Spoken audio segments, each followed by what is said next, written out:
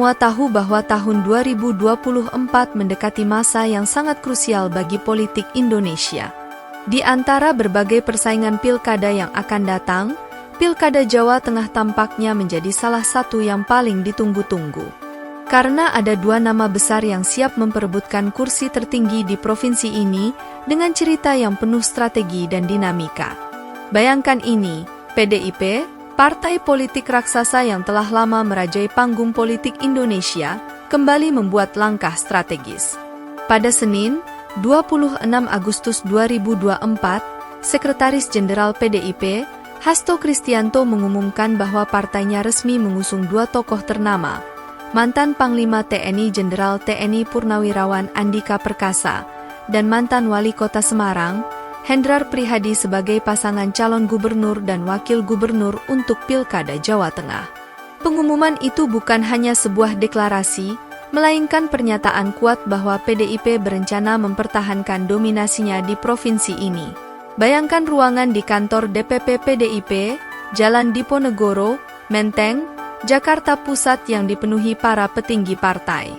Di depan, berdiri Andika Perkasa dengan tegas dan penuh harisma, mengenakan jas formalnya. Ketika namanya dipanggil, ia tidak hanya melangkah maju, tetapi juga memberikan hormat yang khas militer, simbol bahwa darah seorang prajurit masih mengalir kental di nadinya, meski kini ia bergerak di dunia politik. Saat surat keputusan, SK, dari DPP PDIP diserahkan langsung oleh Ketua Umum PDIP, Megawati Soekarno Putri, kepada pasangan calon ini, suasana pun kian bersemangat. Ini bukan sekadar formalitas, melainkan sebuah tonggak awal dalam perjalanan panjang menuju Pilkada 2024. Tetapi jangan salah, meski Andika Perkasa adalah mantan Panglima TNI dengan pengalaman segudang di bidang militer, politik bukanlah hal yang bisa dianggap mudah. Ia menyadari ini sepenuhnya. Setelah pengumuman pencalonannya, Andika langsung bergerak cepat. Ia mengurus 3 surat keterangan penting di Pengadilan Negeri Jakarta Selatan, sebuah langkah taktis untuk memastikan bahwa ia memenuhi segala persyaratan administratif. Surat keterangan tidak sedang menjadi terdakwa, surat keterangan tidak sedang dicabut hak pilihnya, dan surat keterangan tidak memiliki tanggungan utang baik atas nama pribadi maupun badan hukum.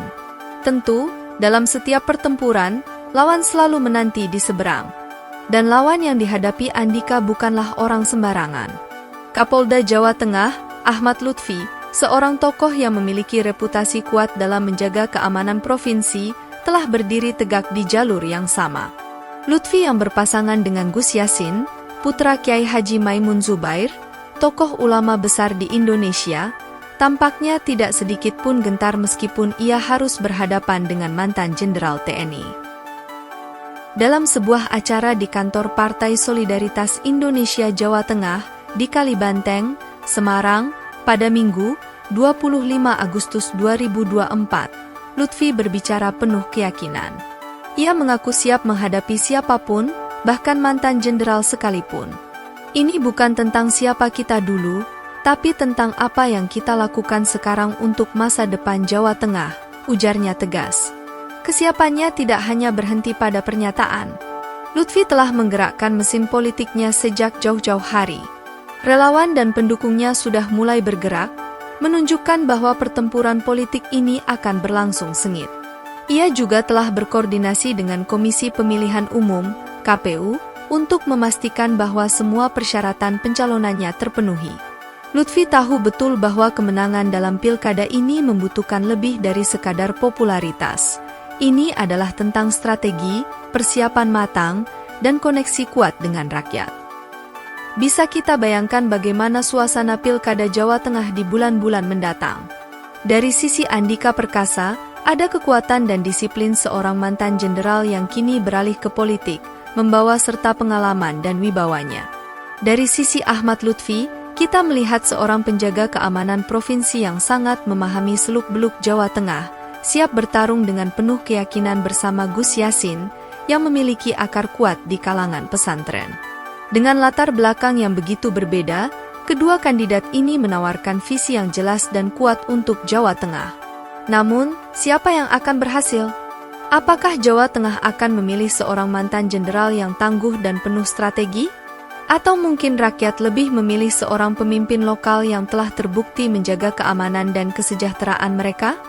Hanya waktu yang akan menjawab, tetapi satu hal yang pasti, perjalanan politik ini akan penuh dengan dinamika, dan kita semua berada di tengah-tengahnya.